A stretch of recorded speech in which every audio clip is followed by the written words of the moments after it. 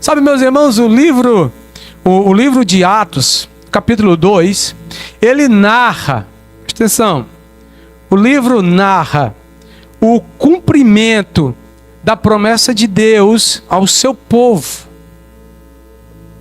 O livro de Atos, capítulo 2, narra o cumprimento da promessa de Deus ao seu povo. Sabe, meus irmãos, basicamente a promessa era que o povo de Deus, comissionado a um grande chamado, não estaria sozinho, mas o próprio Deus estaria com o seu povo. E eu fico imaginando, meus irmãos, e me alegra o coração em saber que o nosso Deus, ele cumpre as promessas ao seu povo. Amém, meus irmãos? Como é maravilhoso saber que o nosso Deus cumpre promessa. Não há uma promessa, meu irmão, que ele prometeu que ele não cumpriu. Nós estamos diante, no capítulo 2, do cumprimento da promessa de Deus. Aquilo que Deus prometeu ao seu povo, pela boca de Joel, ele promete derramar o seu espírito sobre toda a carne. Meus irmãos, isso é maravilhoso, porque nós estamos diante do cumprimento dessa promessa. Nós estamos vendo a coisa acontecer. Por isso eu vou ler aqui novamente, agora sim, o versículo 1 do capítulo 1. Diz assim: chegando o dia de Pentecostes, estavam todos reunidos num só lugar. Eu gostaria de me atentar aqui a esse versículo. O texto diz que estavam todos reunidos num só lugar. Olha como é importante para nós o ajuntamento do povo de Deus. Olha como é importante para nós a reunião dos santos. Se observarmos a narração bíblica e histórica, os feitos extraordinários de Deus, irmão, na sua ampla maioria, eles foram feitos diante do povo de Deus. Por isso que é muito importante que você entenda isso. Estarmos reunidos como povo de Deus, estarmos juntos como povo de Deus, é a oportunidade que às vezes Deus está esperando para operar um milagre na nossa vida. Certa vez, nós estávamos aqui nessa igreja, reunidos, orando e bendizendo o nome do Senhor. A irmã Santana se levanta e diz assim: eu estou com um problema muito sério na minha coluna. Não estou conseguindo nem andar e amanhã cedo eu tenho que trabalhar.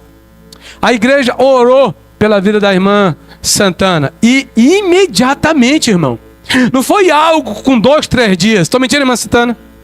E imediatamente essa mulher estava saindo aqui quase dando cambalhotas. Olha a maravilha, olha o milagre que Deus pode realizar quando o povo de Deus está reunido. Quando o povo de Deus está reunido, há milagres, amém? Há milagres. Certa vez o Gabriel, ouvindo um testemunho aqui nessa igreja, ele chega e fala assim: a minha fé foi renovada nesse momento por intermédio do seu testemunho. Olha a fé sendo renovada no meio do povo de Deus. Nós estivemos aqui e ouvimos um testemunho impactante que a irmã Silene contou de uma criança que estava enferma. Meus irmãos, nós fomos impactados por aquele testemunho. O testemunho da irmã Miriam, o testemunho de vários irmãos que estiveram aqui contando seus testemunhos, falando daquilo que Deus tem feito, daquilo que Deus continua fazendo, e nós estamos impactados com isso. Mas para que nós sejamos impactados, meus irmãos, há um princípio: nós devemos estar juntos. Para que os irmãos entendam, o cumprimento da promessa, o derramado do Espírito Santo de Deus, veio justamente quando o povo de Deus se reuniu. O povo de Deus estava reunido. Meu irmão, algo extraordinário acontece. O povo de Deus se reúne, meu irmão, algo extraordinário acontece no recinto. É impossível o povo de Deus, em oração, em comunhão, não perceber o agir e o mover de Deus. É impossível para nós. Talvez por essa razão, meus irmãos, o escritor de Hebreus nos orienta a não deixarmos de congregar como é de costume de muitos. Há uma orientação bíblica para mim e para você. Não deixe de congregar, meu irmão, como muitos têm feito. E o escritor de Hebreus parece que está abrindo o jornal de hoje. Um texto escrito há milhões de anos. Parece que está falando exatamente dos dias de hoje. Porque uma das coisas que mais tem acontecido na igreja evangélica nos últimos dias é o povo deixar de congregar. E o povo não está deixando de congregar, irmão, por algo muito sério que acontece. Muitas das vezes o povo deixa de congregar, deixa de se reunir, deixa de estar em comunhão por coisas banais, por coisas pequenas. Por qualquer motivo, é motivo para alguns deixar de congregar. Isso não é um problema só da igreja nos últimos dias. O escritor de Hebreus já orientava o povo de Deus: não deixa de congregar, como muitos estão fazendo, como é de costume de muitos. Não deixa de congregar. Meus irmãos, a orientação pastoral que eu trago para você na noite de hoje é: não deixe de congregar, meu irmão. Não deixe de congregar. Esteja com a igreja, esteja reunido com o povo de Deus, meu irmão, porque é exatamente no meio do arraial do povo de Deus que coisas extraordinárias Deus pode fazer na minha vida e na sua vida. Amém? Versículo 2 vai dizer o seguinte: de repente veio do céu um som como de um vento muito forte, e encheu toda a casa na qual estavam assentados. E viram o que parecia línguas de fogo, que se separam e pousaram sobre cada um deles. E todos ficaram cheios do Espírito Santo e começaram a falar noutras línguas conforme o Espírito os capacitava. Meus irmãos, isso é cena de filme, meus irmãos. Eu acho que nem Steven Spielberg conseguiria retratar uma cena dessa. Imaginem os irmãos esse cenário. Meus irmãos, aqui no versículo 2, Lucas está tentando, meu irmão, descrever a ação de Deus ao enviar o Espírito Santo. De repente, é algo audível. De repente, eles escutaram um som como o de um vento muito forte, invadindo aquela casa. Eles ouviram algo como um vento muito forte, algo audível. Eles puderam ouvir. O vento, meu irmão, é frequentemente utilizado nas Escrituras como uma ação do Espírito Santo de Deus. Está lá em Ezequiel capítulo 37 e em João capítulo 3. Mas também, meus irmãos, veja bem, os discípulos não poderiam contemplar o significado da vinda do Espírito Santo sem que o Senhor, de maneira sobrenatural, ilustrasse com um fenômeno visível. Além deles ouvirem, Deus também fez algo sobrenatural visivelmente, algo semelhante a fogo, que indicavam que Deus enviara o Espírito Santo sobre cada crente. Era visível, era algo como fogo, meu irmão, sobre a cabeça de cada crente. Eles puderam ver e contemplar isso.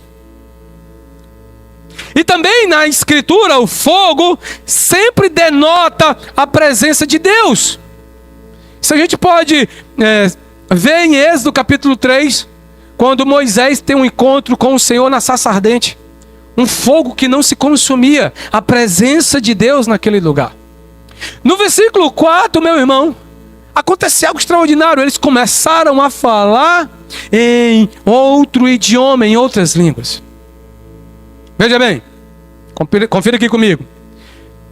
Um sinal audível, olha que coisa extraordinária. Um vento poderoso que invadiu aquela casa. Um sinal visível, fogo, algo como fogo, sobre a cabeça dos irmãos. E algo inteligível, falar em outras línguas, meu irmão. E para que tudo isso? Por que se faz necessário, ou se fez necessário, tudo isso ao mesmo tempo. Era para não deixar dúvidas. O derramamento do Espírito Santo, o derramado Espírito Santo estava acontecendo sobre toda a igreja, meu irmão. Era para que todos aqueles que estivessem ali não tivessem dúvida. A promessa estava se cumprindo naquele exato momento. Era um vento poderoso que invadiu o ambiente, que vinha do nada. Era algo como fogo sobre a cabeça dos irmãos. Era outros falando em outras línguas que ninguém sabia de onde é que vinha. Era para que não houvesse dúvidas que aquilo que Deus havia prometido sobre o seu povo, usando o profeta Joel, naquele momento, estava se cumprindo. Deus estava cumprindo aquilo que ele havia prometido, o derramado Espírito Santo sobre todo o povo. Os apóstolos, meus irmãos, eles estavam clamando naquele ambiente, naquela casa.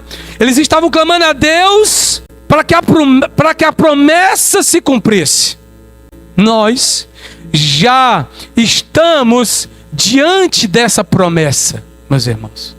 Essa promessa já se cumpriu. E aqui eu não quero polemizar, mas não faz sentido, meu irmão, haja vista que essa promessa já se cumpriu, haja vista que o Espírito Santo já nos foi dado, não faz sentido nós acreditarmos em um segundo batismo.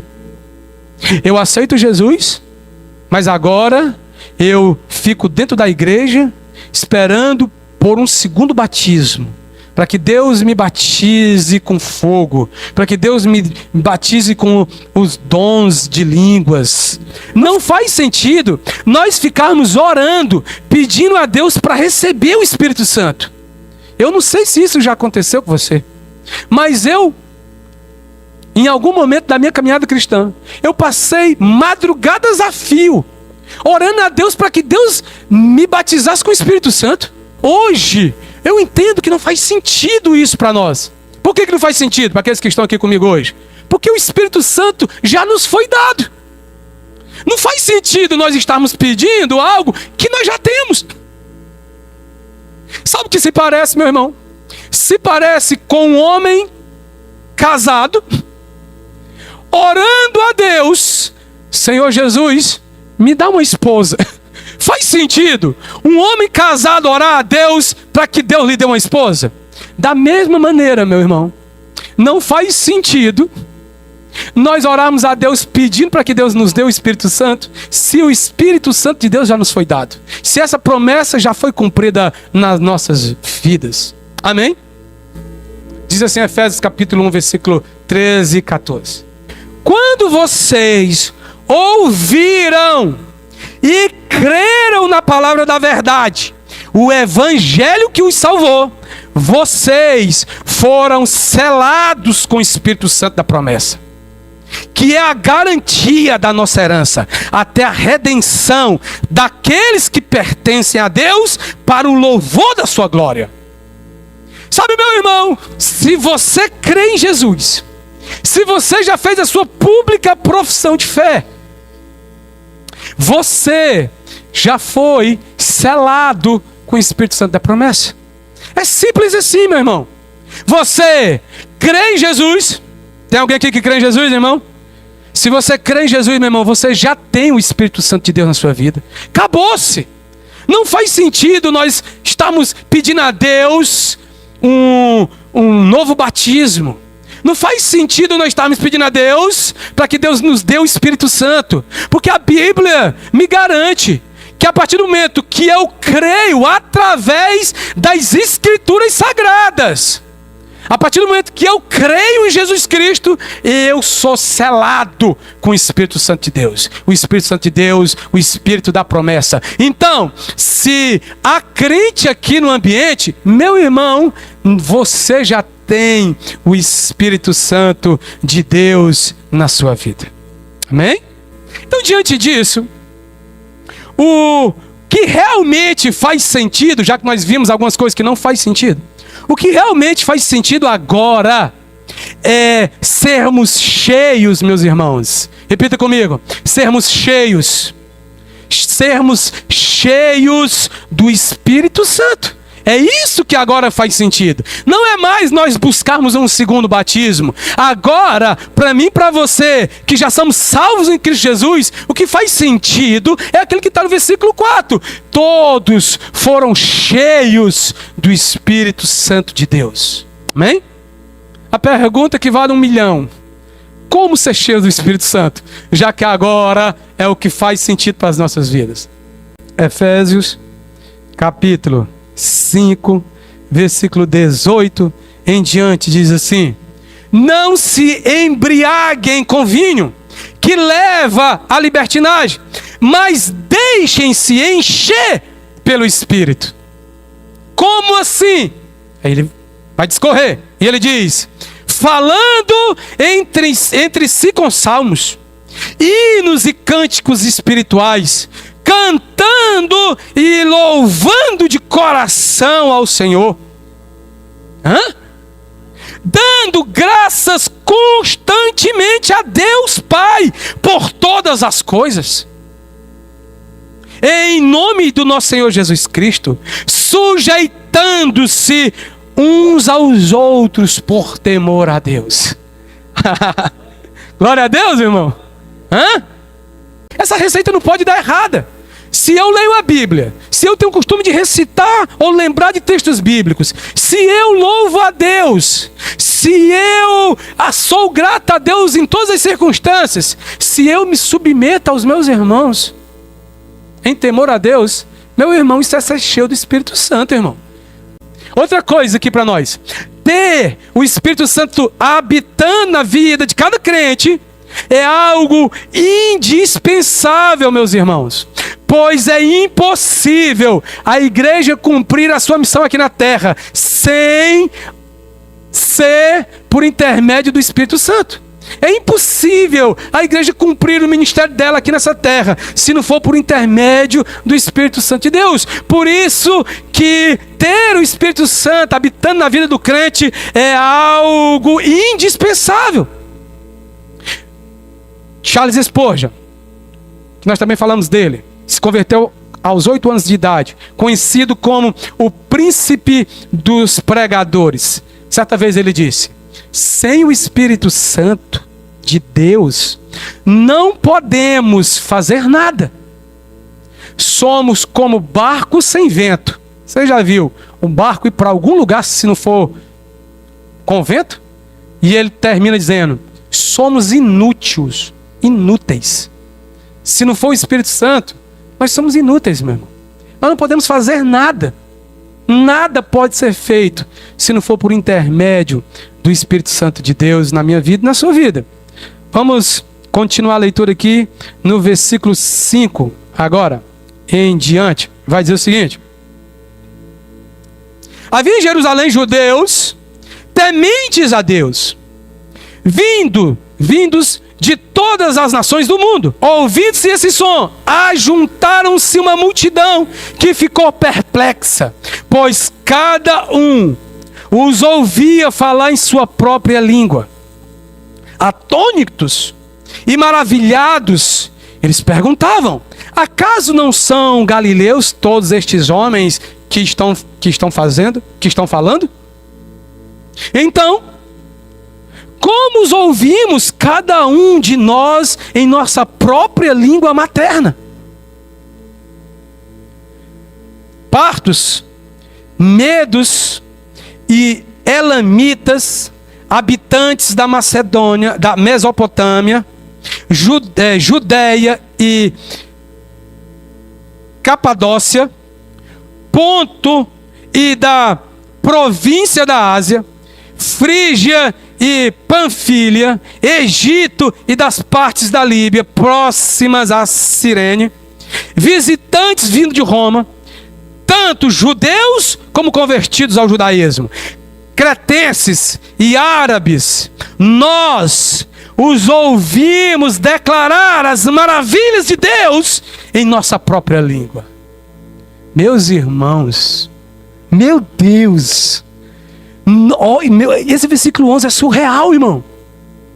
A festa das cabanas, como era conhecida, a festa do Pentateuco, era uma festa muito popular para aquele povo. E ela acontecia 50 dias depois da festa da Páscoa. Que também era uma festa que atraía multidões. E algo extraordinário de Deus acontece naquele lugar. Havia gente de todos os lugares. E algo surreal acontece, meus irmãos. E traz para mim, e revela para mim, o real motivo de sermos cheios do Espírito Santo de Deus. O real motivo de sermos cheios do Espírito Santo é fazer com que aqueles que não entendem o Evangelho possam entender através do dom do Espírito Santo dado a nós. Esse é o real motivo, meu irmão. De certa forma, meus irmãos, é uma Babel ao contrário, inversa. Porque se os irmãos recordam, em Babel as línguas foram confundidas e o povo foi dividido. Foi assim? Foi assim, irmãos? Em Pentecostes, as línguas foram unificadas e os povos unificados. Olha que coisa maravilhosa, meus irmãos. É como se Deus estivesse restaurando aquilo que o pecado, em outro tempo, quebrou lá atrás. Meus irmãos, quando o Espírito Santo é derramado sobre a igreja, aqueles todos, ou seja, os visitantes, os povos, as tribos com vários idiomas diferentes, passaram a se entender e a entender a mensagem do Evangelho. Era só um povo, era só uma língua, todos se entendiam. Sabe, meus irmãos, quando a igreja é cheia do Espírito Santo, não há, ou não haveria, ou não era para ter confusão. Isso foi lá em Babel. Quando a igreja toda é cheia do Espírito Santo, todos entendem o que o outro está falando. Todos entendem. Há comunicação clara. Todos falam o mesmo idioma. Não é um fala uma coisa e o outro fala outra. Todos falam o mesmo idioma. Todos agora passaram a entender a mensagem do Evangelho. Pois uma igreja cheia do Espírito Santo é uma igreja que faz com que os outros reconheçam que Deus está no nosso meio. Porque eles conseguem entender a mensagem que está sendo pregada e aquilo que a igreja está vivendo. Sabe, meus irmãos, o propósito do dom de línguas é evangelizar, meus irmãos. Por incrível que pareça, é fazer-se entendido, é fazer ser entendido por todos. É interessante pensar sobre isso, porque a igreja tornou o dom de línguas em um tipo de dom usado para qualquer outros fins, menos para o primeiro fim, que é evangelizar. Olha só o Eduardo trocando línguas comigo.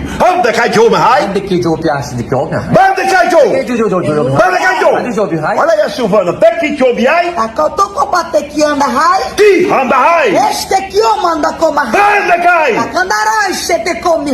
É o poder de Deus numa transformação que Deus quer fazer nos dias atuais.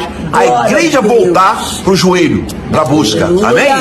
Estão usando o dom de língua para qualquer coisa, menos para o que de fato é o propósito inicial, que é evangelizar, que é ser entendido, meus irmãos. Eu conheço algumas histórias de pessoas que foram evangelizar em aldeias indígenas, que não falavam aquele idioma indígena, e o Senhor os capacitou e eles anunciaram o evangelho para aquelas pessoas na sua língua nativa. Eu acredito que Deus pode fazer isso. Eu acredito também que Deus pode, o dom de língua pode ser para nossa própria edificação em oração. Eu também acredito e creio que pode ser para a edificação da igreja, contando que esteja o intérprete para que todos sejam edificados. Porque não faz sentido se só uma pessoa está falando em línguas estranhas e ninguém está compreendendo. Em que será que a igreja está sendo edificada, irmãos? Nada. Faz sentido isso para nós. Por fim, meus irmãos, nós podemos destacar 3 reações que nós podemos ter a respeito do mover. Estou falando do mover do Espírito Santo de Deus no meio do seu arraial, no meio do seu povo. Nós temos 3 reações. Talvez você se identifique em alguma dessas 3. A primeira delas é do preconceito. Sabia disso? Às vezes a gente tem um certo preconceito. Está lá no versículo 7. Diz assim, o versículo 7. Atônitos e maravilhados, eles perguntavam uns aos outros: acaso não são galileus todos estes homens que estão falando? Sabe, meus irmãos, galileus era algo de segunda categoria. Era algo inferior. Quer dizer, peraí, mas será? Todos eles não são galileus, não? Tudo semi-analfabeto? Um monte de pescador e agricultor, e agora falando, Deus usando desse jeito? E às vezes é a nossa reação quando nós vemos o agir de Deus no meio da sua igreja. Mas o irmãozinho está levantando a mão, para que isso? Mas o irmãozinho se ajoelhou para orar, para louvar a Deus, para quê? Muito emocionalista o irmão. Isso é emocional. Sabe por que às vezes a gente está falando isso? Porque é preconceito da nossa parte, porque nós não estamos sentindo isso. Então fica mais fácil da gente resolver o problema. Se eu não estou sentindo, sei não, hein? Acho que é bem combinado isso aí. Ei, não. A segunda reação o que significa isso? Está lá no versículo 12. É uma reação de interesse. O que significa isso? Tipo, uau, algo extraordinário está acontecendo. Algo diferente está acontecendo. E terceiro lugar, a nossa reação também pode ser de zombaria. Foi o que alguns fizeram. No mínimo, beberam vinho demais, está tudo bêbado. Tudo doido esses crentes. Não fica um, não escapa um. Diante do mover de Deus, qual tem sido a sua reação? Zombaria? Preconceito? Ou interesse? Amém? Deus, eu te peço em nome de Jesus, Pai. Nos dá discernimento, abre os nossos olhos, ó Pai. Que nós possamos contemplar o Teu Espírito em nossas vidas e no meio do Teu povo. Que nós possamos, Deus, ser cheios do Espírito Santo de Deus.